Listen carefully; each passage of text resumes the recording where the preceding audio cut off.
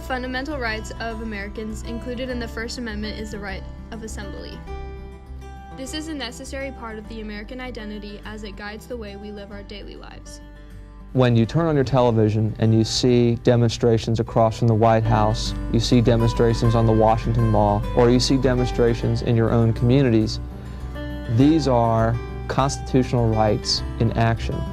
It is not necessarily the freedom of speech per se, but it is very much the freedom of assembly. The framers wanted to protect the right of people to meet not only in their homes, but in public to express their ideas.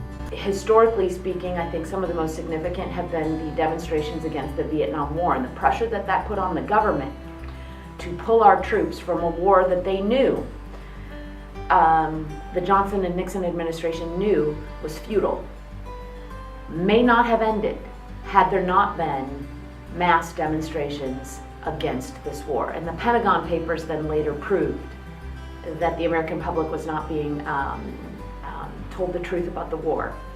And so the ability for mass demonstrations to really change the trajectory of foreign policy, domestic policy, is unparalleled. Assemblies are essential to the American identity as they have been utilized since the beginning of history in the U.S. to protest for change and call for action. Well, the freedom to come together as individuals, to either promote a cause or to protest an action. That's part of our First Amendment guarantees that makes us who we are. The teacher walkout in Oklahoma took place beginning on April 2nd, 2018.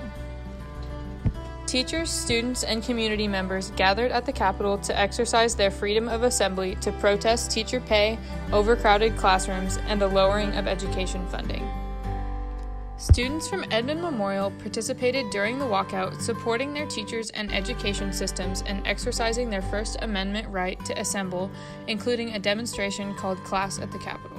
It was a way to get kids out of the classroom to represent what we do in education on a day-to-day basis in the process of a demonstration that is fueled around the lack of funds for education in Oklahoma and the lack of support for teachers across the state. So because of that, we decided that we could replicate and have a bit of a symbolic protest on the Capitol lawn. And as far as having the right to assemble, that is just what we did.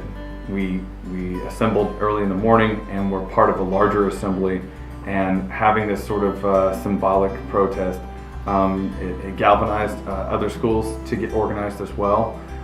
It also kind of gave us a focal point of media attention, and it also created this bit of a buzz when it comes to how protests and demonstrations could actually be effective on the local level, and then eventually expand out to a national level once the national news organizations caught wind of the activity.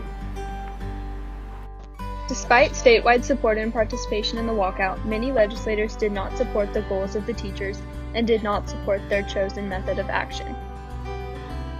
Oklahoma Republican Representative Kevin McDougal recorded a Facebook video in which he announced his distaste with the situation.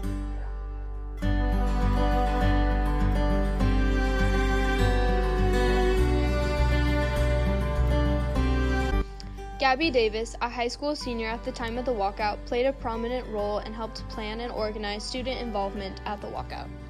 I think being the age that we are, there's not a huge variety of ways for us to be civically engaged. But, we can't vote, you can't run for public office, but you can demonstrate and get involved with people who are demonstrating. So I think that's a very big part of being civically involved.